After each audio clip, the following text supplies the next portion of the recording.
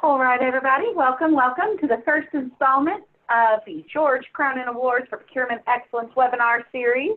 Our first webinar this year is brought to us by the great state of Florida. It is the Market Analysis and Procurement Strategies, or the MAPS program. This project was awarded the Silver Award this year at our 2019 Cronin Awards. Our presenter is Ms. Rosalind Ingram. Roz has a BS degree in business from Florida State University. She is also a project management professional, a certified public manager, and a Florida certified negotiator. She has 30 years of state government experience and has worked in several agencies to gain her diverse knowledge of state government and best practices in public procurement. The Division of State Purchasing, which is led by Roz, creates state term contracts that leverages all state agency spend, as well as spend that is created through the cities and counties that are able to access them. Her division also provides training for certified contract managers, certified negotiators, and project management professionals. They are also charged with the rule of promulgation and policy initiatives. Roz also manages the My Florida Marketplace e-procurement system. We are very excited to have Roz. She is also our our president-elect in 2020 and will be the NASPO president in 2021. We're excited to have her. I'm going to turn it over to you now, Roz. Thank you, madam. Thank you. Appreciate the intro. Hey, everybody, this is Roz, and this is supposed to go for an hour. My plan is to do a presentation for about 20 minutes, just going through like the down in the dirt stuff, and then I'm hopeful that you will have questions, because I usually do much better when I'm able to interact directly with you guys. Staring at a screen and talking to it's rather awkward, but we're going to give this a shot. So our MAPS process, and the reason we named it MAPS is because we needed an acronym we could remember. We knew it was going to be market research, so we just made it something simple. I will tell you that the market research or market analysis piece drives that second piece, which is the procurement strategy. So moving right into it, there's what's in it for me. So why would you even consider, from whatever state you're in, why would you consider doing this? And there's a lot of reasons to do it. And I think I've talked to a couple of different states that were sort of tentative on it because they didn't want to put that much in a document. But I will tell you that putting this in a document can only help you later on as opposed to hurt you, because if it's data driven and it's very clear cut, it's always defensible. So why did we start? Well, years ago, it was done, but and was called just a market research piece, I believe. And it had a lot of information in it, but it wasn't as articulated as it is now. So we sort of got it and sort of massaged it a little bit. And I'll show you that, and there'll be an example in just a few minutes as well. So number one, it would provide you with options based on data. That is a big deal, but I would tell you that the number 2 item on this list for me was the most important. When I came into this position, there had been 3 procurements that had been done 2 or 3 years before I got here, and there were issues moving forward on a re-solicitation, and nobody could find the reason why they did it that way. So the 2 biggest things are, 1, it gives you a recommendation to move forward, but 2, it gives you a historical perspective that you can then file and have. So when you get ready to do it next time, you pull this up and it's got all this information, and you can make a decision based on what was done before and whether it was successful or not. It also reduces, hey, I wonder if we do it this way, will that be all right? When you have a lot of data involved, then your recommendations become much more simplified, and you can be more strategic about how you're going to source, whether you want to use an ITB, an RFP, or in the state of Florida, we also have an ITN, invitation to negotiate. So it sets whether or not we're going to do a procurement based on a lot of issues we'll talk about on the next slide. So our first decision is, are we going to do it? Next decision is, if we've already done it, are we going to renew it? And if we haven't, if we've done it, but it's time to do it again, then how we're going to move forward the next time. So those are sort of the, as you guys know, your basic decisions everybody makes when doing a procurement. The marketplace issue is really important. Understanding what's going on. We leverage Procurement IQ very heavily, and we need to understand as procurement professionals how all of that information flows with the other information in this document. So everything I'm doing here, you guys already do. I think maybe we just put it in a little different format, because everybody, when the next slide, you'll see. Now the bottom one is a big deal to us as well as professionals, because occasionally, and well, here recently more than occasionally, I've been getting calls from legislators asking why. Why did you do that? I can back up my method of procurement. I can back up what we did moving forward, show a level playing field, so it takes some of the steam out of an arbitrary argument. So what do we do? And some of you have asked for the document, so you have it. So this is the way it's laid out. We do a background. So the background shows, okay, what do we do? Or if it's new, we say we've never done this. We looked into, maybe we did an RFI. We have information from agencies that say they want something. But the background piece is huge, because it talks about where we are. What did our agencies do? Who's buying it from our state agencies? What political subs are buying off of it? Which vendors are we using? And when we know that, we kind of know whether or not it's been successful.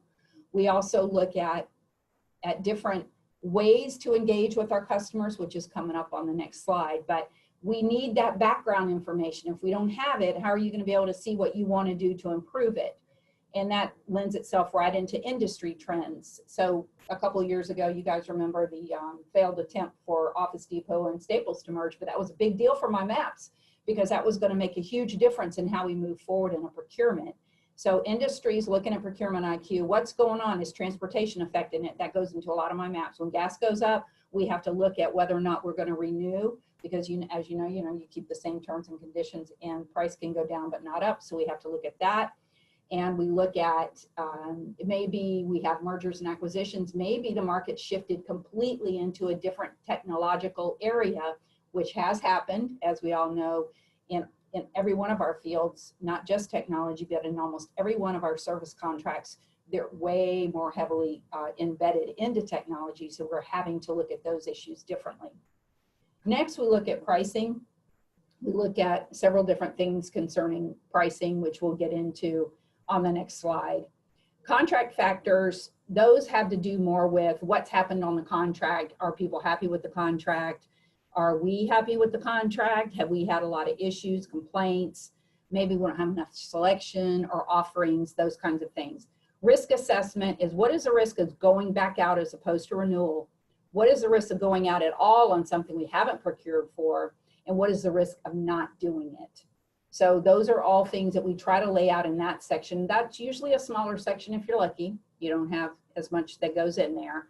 And then of course, a procurement recommendation on what we want to do based on all of this information. So the way we look at the trends and conditions and the background and all of these other things have to do with how we pull the information. So we pull the information from Procurement IQ, industry trends. We go into associations quite often, and we'll look at trade magazines, and we try to see what we might not have gotten out of Procurement IQ or GovWin. We look at the prior contract spend that I spoke about, and the agency usage and feedback is very big deal to me personally, because when I was in an agency, I felt like I didn't maybe always have a chance to say some of the things I would like to see changed in a contract. So we do several things. We do surveys all the time, but I'm not a survey person. I really get agitated when people send me a bunch of them. So I'm not one of those people, but some of my agencies love the surveys. But if they don't like the surveys, they usually like the focus groups. We'll bring in the top maybe 8 spend agencies and ask them how they like the contract. Was it successful? Was it too broad? Was it too narrow? What can we do to make it better? We also introduced about 4 years ago, I think, agency visits, which I've got to get back into in January. We go to their turf, and I bring a team with me, try to bring a representative from my different areas, and sit down with them, because often you're not going to get the information you want in an email, and you're not going to get it in a group of mixed company. But if you go to them, you often get their true views on things. And it sometimes is painful, but I found that to be a great tool. And we just say, hey, we'll look at it and see if we can make it better. And that one, I wasn't sure how it would go, but I've actually gotten some really good ideas out of that. The vendor sales reports we look at, those are the reports that the vendors send us that don't go through My Florida Marketplace. Right now, just my state agencies go through My Florida Marketplace, and our new procurement coming up, we're going to push hopefully get everybody in there so I can make these sales reports go away, because it'll already be in my system. But those sales reports will tell me, you know, how well we're doing in cities and counties, who's using it, who's not. Then the pricing analysis, we look at lots of stuff for that. So generally we look at California, Texas, and New York, because we're similarly placed in size. Geographic neighbors, we often look at those three. We look at others as well. Cooperatives, of course, and GSA, Schedule 70 and 84, because Florida hasn't adopted a CMAS the Texas. We haven't adopted the Texas or California model on that, so we only use those two. And then we look at other ACSs. So does the state of New York have something that we might be able to utilize, as opposed to using resources and going out on something? And we will look at, generally, we look at those states that we have very sort of maybe similar competitive processes to. We try to align as best we can, but often we're able to, with whatever we're doing with a cooperative already, or whatever we have historically. Some things are just going to be a state term contract, because that's the way it is. And because of my vendor pool, it will always be, I will tell you, IT staff aug in the state of Florida, as long as I'm in this position, will be a state term contract, because I've finally gotten it to a place where I have at least 40 certified minority vendors and small businesses out of the 200, and I need it to be there, because it's helpful to small businesses to be able to play on those contracts. So let's take a look at one. Some of them are pretty simple. Some of them are a little more in depth. This one is one of the ones that I would say was a little more in depth. We went into a lot of different areas, some pie charts. You'll see the background, the industry, what we're looking at in the industry, and then we pull where we are on spend, and then which agencies, as you can see from that chart, the pie chart, which agencies are utilizing this particular contract the most. And then we look at the comparisons to those three states, and sometimes that's just in a small, like an Excel looking spreadsheet thing, but sometimes they're like this, because they have to be a lot more detailed. They are done in this fashion, where we can articulate the comparisons, or in some cases, there aren't comparisons, and we say that as well. So normally it looks more like this with U.S. Communities or GSA or NASPO or whichever one it is. And we show what the pricing is according to our pricing. The recommendation is to procure or do not procure, utilize an ACS, which you would refer to as, for us, it's an alternate contract source, but that would be the piggybacking, or cooperative purchasing, or not to procure at all. And sometimes it's not to procure at all. And that's okay. You know, we have, generally speaking, when we get a request to look at a new service, we will have maybe, in my purchasing directors meetings is another valuable place to get information. I have those every other month. And I'll say, okay, can you think of another one you'd like us to look at? And sometimes they'll bring one up. So recently we had one on uniforms, and Jess has been working on that. So we were trying to determine whether or not our bang for our buck on uniforms is going to be worth it. So then we will send a survey out to the agencies and say, hey, are you interested in a uniform contract? Because there used to be one, now people are using one and piggybacking off that I have to approve. So do we want to look at that again? And they will send a survey back saying yes or no, we really would rather do our own thing. We don't really want to be included in that. We're okay. So there's a lot of different ways that can happen, but it always comes to us from our agencies. We have vendors. I had 3 this morning. This was a busy day. 3 this morning that wanted me to sign a PA with NASPO on a service we didn't have any interest in. And when I say didn't have any interest in, I'm not saying us specifically. I'm saying no, a state agency has not indicated to us that they have interest in this area. So I told those vendors, if you find different agencies in the state of Florida who are interested and they tell me that, then we will start the process. We don't independently just decide to do a contract. We have to have a declared need. So sort of as a wrap up talking about this, the 3 items on the left are really the top 3. We have a historical record. I can go in at any time and find out through my maps what we did and why we did it. And I can send that downtown if needed, and don't believe you me, you will be doing that. It's driven by data and it's legally defensible. And all of those things in our world are pretty important. So we have a pretty complex market customer review. As I indicated, there's 5 or 6 ways we deal with our customer base to try to figure out what's happening in the market, how happy they are with the contract and how they would like it to change, the pricing analysis, the risk assessment, and then the recommendation.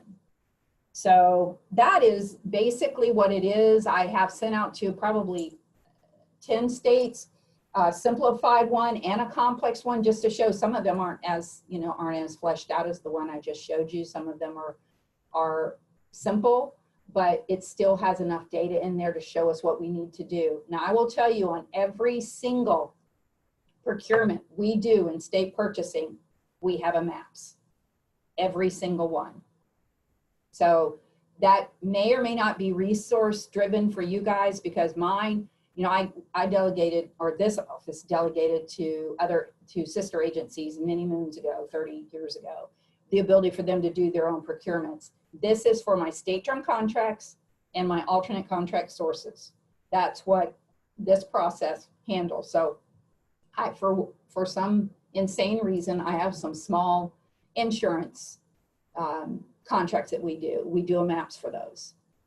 And we have anything, most of our contracts that we put into play are over $1 million, or we don't really mess with them. If it's one agency doing it, we just let that agency do it. There's no need for us to get involved. And in fact, they like doing one if it's specific to them. But if we have several that want to do it, then we will look at it. And then we will do a MAPS to show what that need is, because we will show the survey results in there. So I've been talking nonstop for 20 minutes. Hope I have an active microphone, or maybe not. Are there any questions? Yes, Roz, we've had a couple come into the question and answer box. So just as a reminder for all the participants, if you would like to ask Roz a question, please type it into that question and answer box. I'm going to go through the ones that are there now, and then I've got a couple of my own that I'd like to ask. So first, Roz, we have a question from Sarah Stone. She would like to know, would you be willing to share examples for different books of business, professional services, IT, commodities, construction, etc.? Absolutely. Now, we don't do construction in my shop. It's in a different area because it's a different statute. But I'm happy to pull from IT, goods, services, if you will send me a list of the ones you're interested in, then I can get you the ones I do. And if there is one that happens to be in professional services, that's handled differently because that's a pre-qualified list.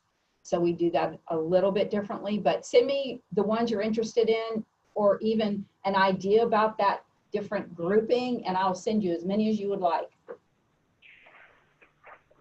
And if you would actually like to view the write-up that went with this submission for the Cronin Award this last year, you can always view that on NASPO.org on the Cronin Awards page. Our next question, Roz, that we have is also from Sarah.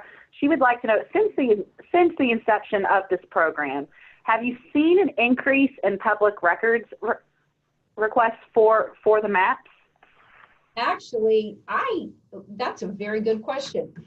I don't think, other than holistically through a protest, maybe. Actually, we've only had one protest in 5 years. So our public records usually surround more detailed information, and they would only look at a maps if they were probably going to protest a solicitation. I'm sorry, I'm trying to think this through as I'm talking, but no, we have not. Downtown has asked for it.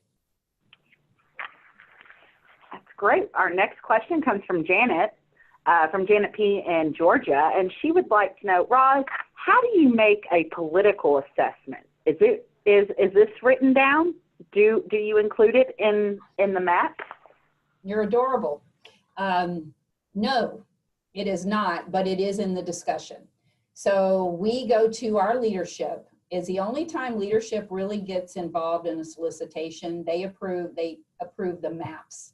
Once that's done, then the solicitation document itself, all the way through the process and to award, I sign everything up to 10 million, and then anything above that, my chief of staff gets. But when we go downstairs to talk about the maps is when we lay out that information. And I will say probably 25% of the time, it's a significant part of the conversation. The rest of the time, like on commodities, not so much. Very rarely. It did come up a little bit on vehicles this last time, but primarily it's on services.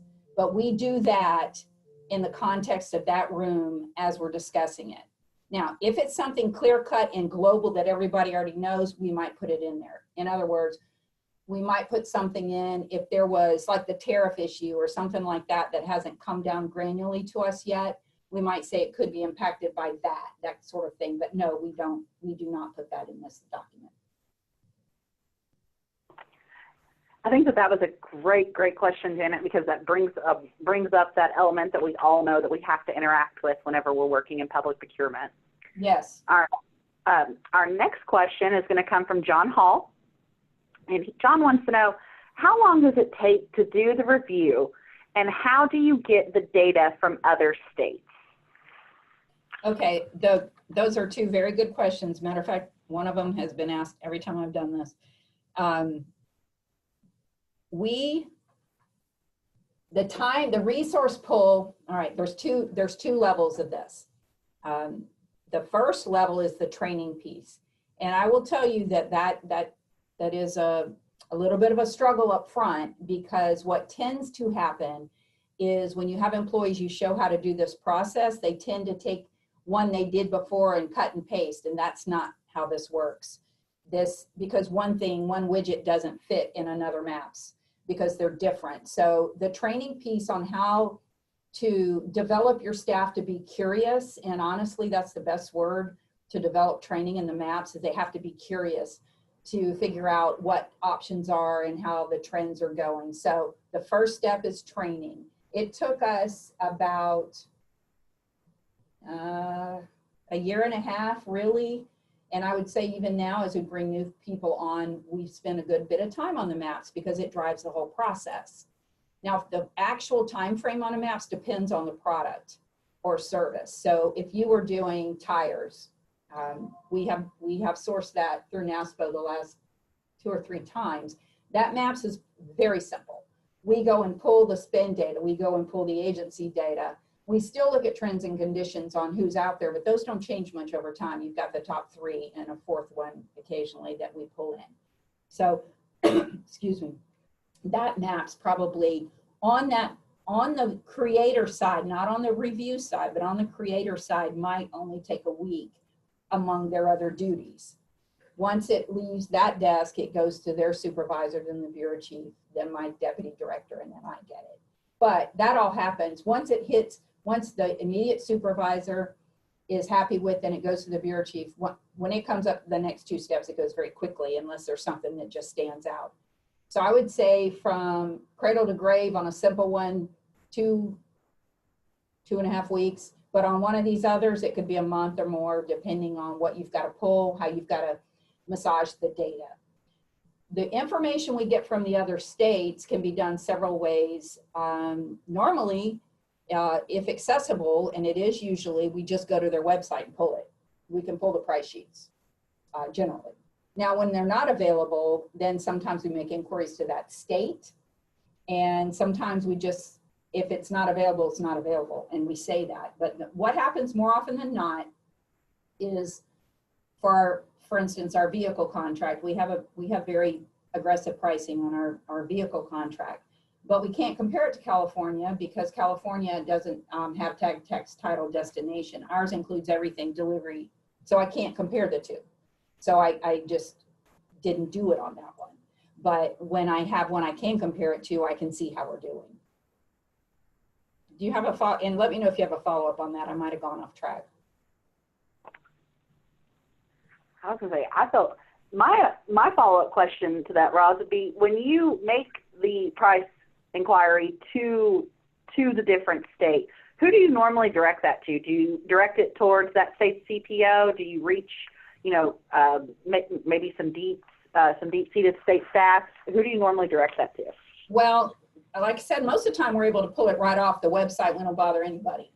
But if we're going to bother someone, usually it's in the procurement office. I don't, because I haven't done one in a while. Sorry, I haven't actually done one in a couple of years.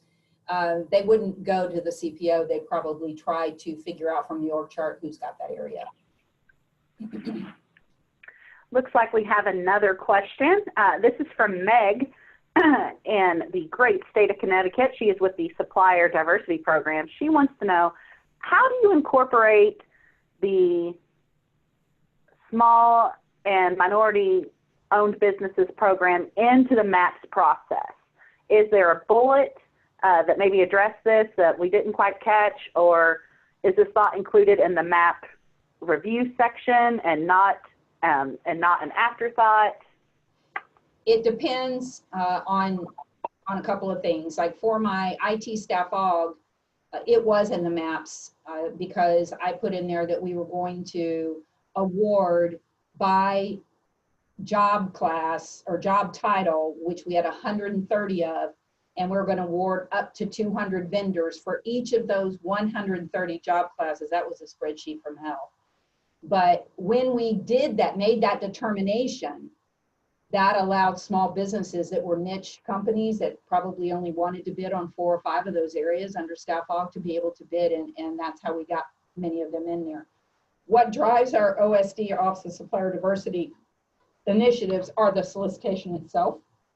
So that's not, you're right, it's not heavy, Meg, it's not heavy in the MAPS, it's heavy in the solicitation. Now, we are not a set-aside state, but we have language in our contracts, language in the solicitation that encourages minority and small business spend and subcontracting spend that addresses those things as well.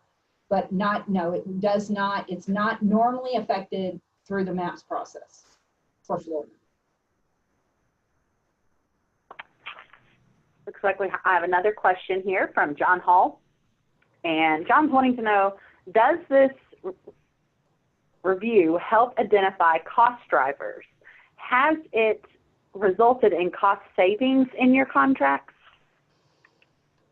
I believe that it does identify cost drivers because, as I indicated on one, and actually that gasoline thing affects quite a few of our contracts. So I would say you can, through Procurement IQ and in some trade magazines and different data that we look at, we can see some of those ways that it's driving. Also through a new initiative, and for Florida, and I'm sure for many other states, cloud, the emergence of cloud is going to be a cost driver dependent on usage and swing of data. So we're having to look at where we're loading up high on data, where we're low on data, where those costs are going to come in during our fiscal year, that kind of thing. And what was the second part of the question? I'm sorry.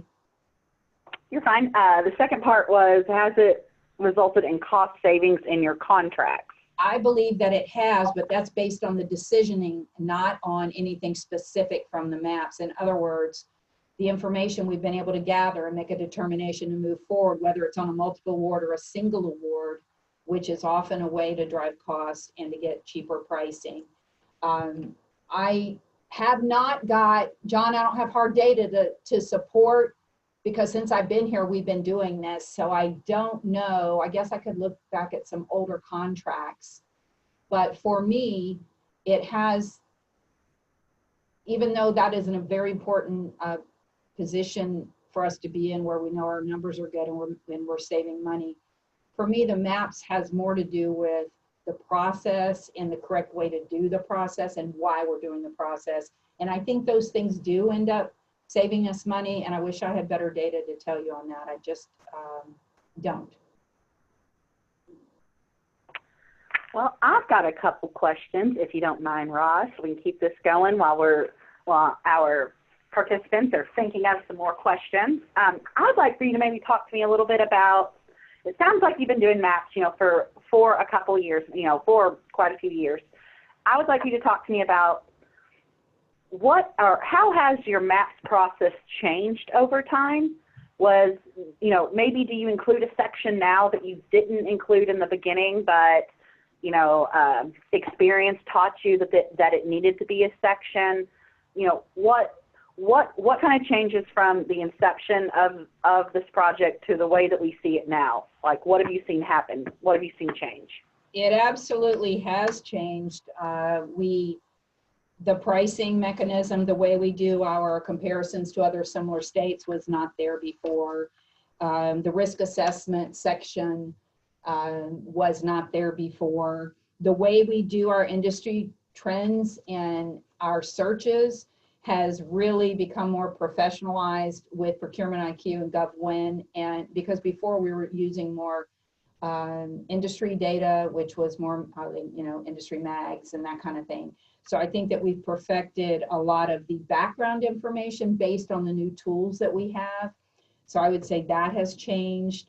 The fact that we can do our dashboards a little better now so that we have our graphics, that wasn't there before. And graphics, when you go downstairs, when I walk downstairs to my leadership and I have graphics, it makes my life, I can't begin to tell you how much easier, because they don't want to read anything. They read things all day long. And if they can see a snapshot of it, it really helps. So I've asked staff where they can to put simplified graphs or pie charts, anything that is easy to the on the eyes for them to be able to determine how we got to where we are.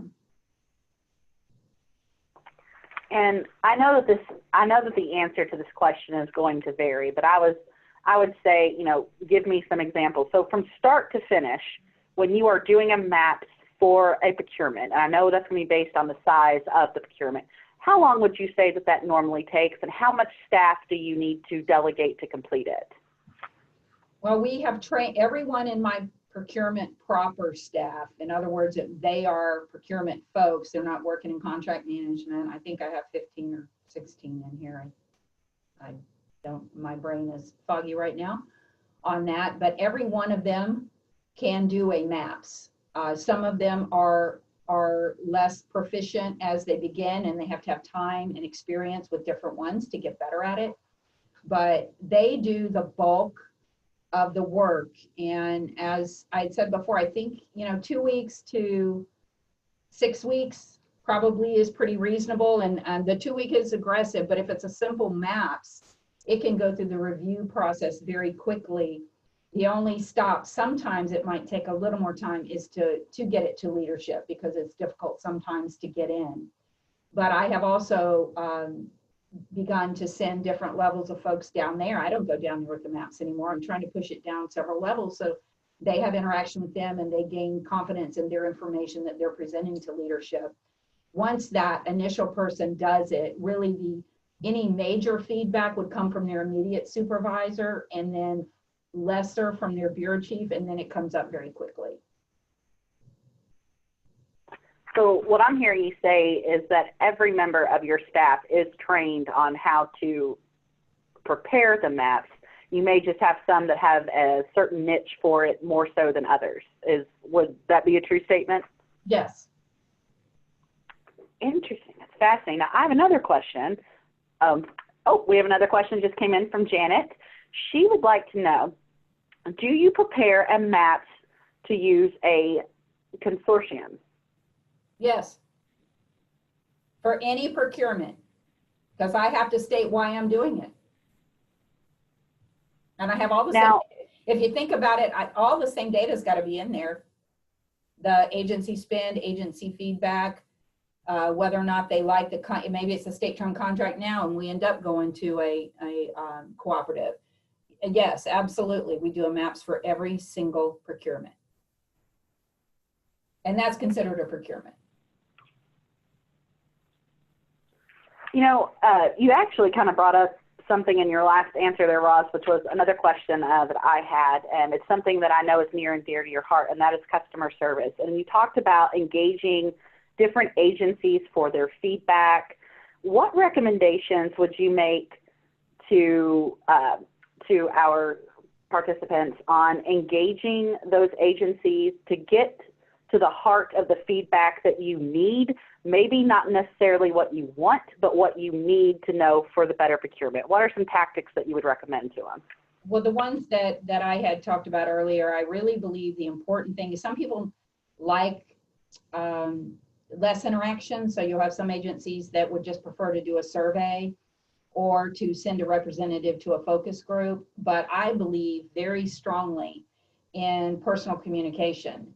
I think that you get a lot more out of somebody if you take the extra step to go to them. So that's why I brought up the agency visits. We go to them, we have purchasing directors meetings.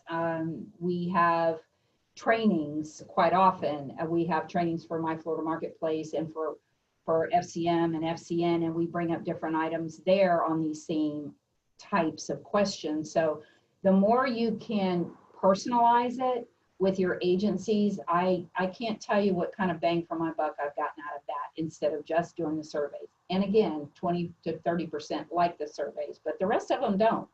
They don't turn them in. They'd rather me talk to them. As you're engaging these agencies for their feedback, do you normally have maybe a set of feedback questions that you personalize for each agency? Or do you just kind of go in there and you know what you're trying to get out of them and you're feeling it out? No, I personalize it because I usually know which agencies are struggling with which contracts. First of all, they're not shy, and I'm sure nobody on this phone has shy agencies that are dealing with them. So they will let you know, but I think you have to take the fear out of it and engage them head on. In other words, listen to them, because you know what? I was where they were and I got frustrated with state purchasing. I got frustrated because I didn't think they were listening to me. So at least if I think you're listening to me and you're looking right at me, then I think that when you tell me something I don't want to hear, that's okay. I can take it back. And often, I would tell you, in the last couple agency visits I did, we got some really good ideas that we brought back. We don't know everything. So talk to me a little bit, Roz, about the format of maps. So how you actually decided on the format that you used. Did you go through a series of trial and error? Did you learn some lessons to make some improvements? Can you kind of touch on those and talk about why you use the format that you do? Well, the logic of the initial one was just, what did we do before? How much money did we spend? And what do you want to do now? That was the basis of the original document. What we did was crystallize different areas and break them out. So we have the background, but that has agency spend, vendor spend. And so we have made it more detailed, yet try to keep it high level enough not to let anybody get buried in the weeds. We did the same thing with our price analysis. We fleshed that out and we're able to back it up. I would tell you the changes we have made, the only changes we have allowed to happen are those that are defensible. So keep that in mind. If you want to change something, just know that this document is supposed to be used as a data-driven tool. So even though you're going to have to massage your recommendation based on how you know your user agencies and how you know your vendor pool, most of the decision-making should come directly from that data. It's a great answer, Roz. My next question would be, I know that you've touched on how you guys, use maps for every procurement, all the way down. So my question is, do you mandate that as a matter of policy within the office? Is it a regulation? Was it a statute that you had to lobby and say, hey guys, listen, I know what's best. This is what needs to be done. This needs to be crystallized. Can you talk to me about how you incorporated that into being being a part of every procurement? Because that's a big, big thing.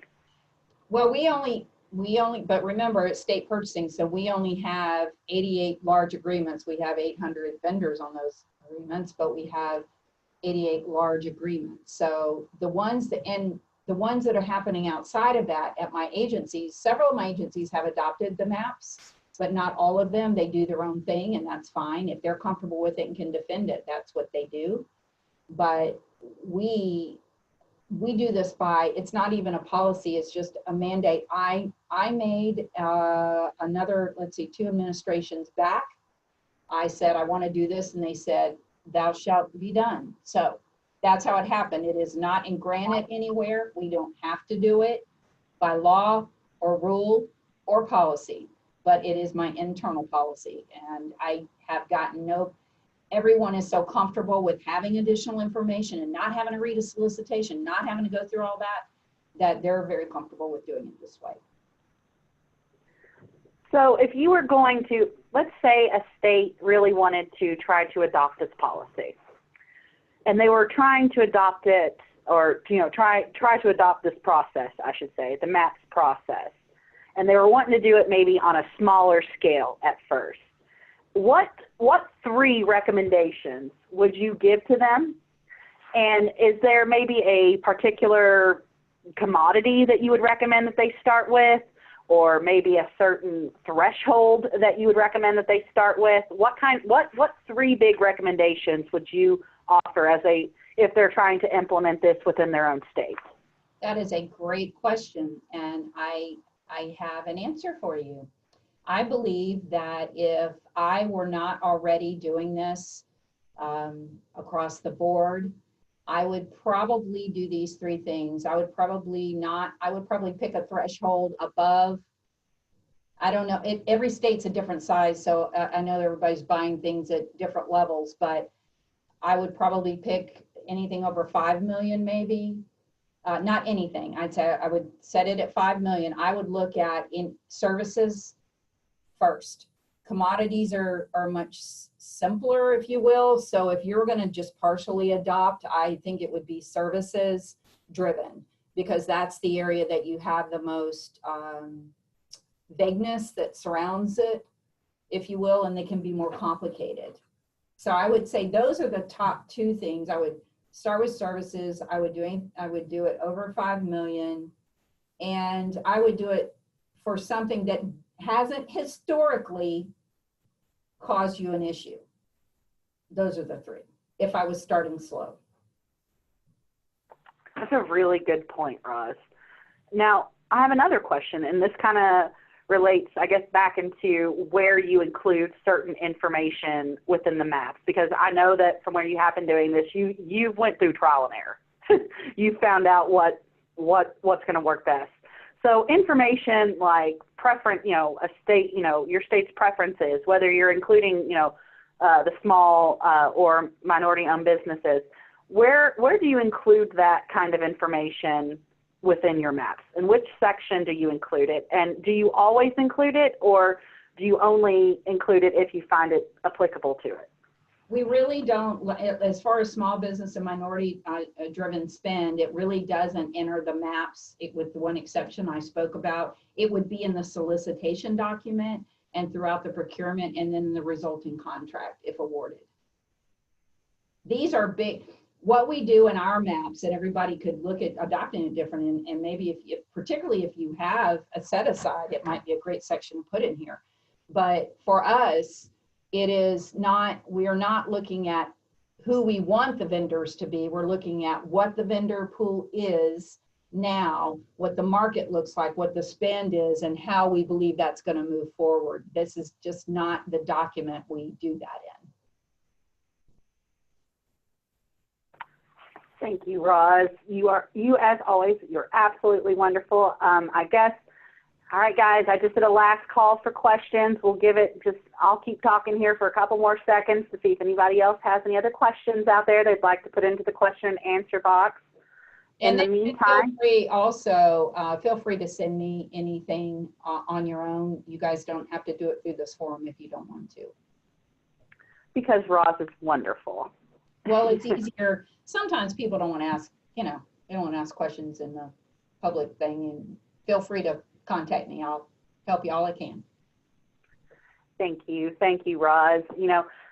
Everyone, I would like to thank you for all of your time today, for participating in the webinar, for coming and listening to my voice and for all the learning that we've done from Roz. Roz, I would like to thank you for your time. I know how incredibly busy you are.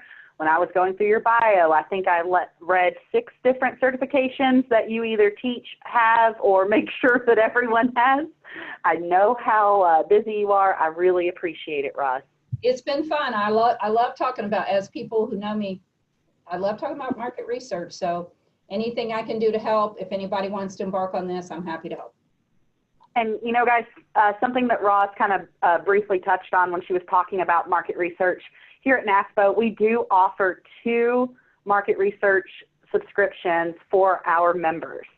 We offer GovWin and Procurement IQ. If you have not accessed those and you would like access, you can feel free to reach out to me. You can reach out to Kevin Miner, who is at kminer@naspo.org, and we will talk to you about it and we'll get you set up.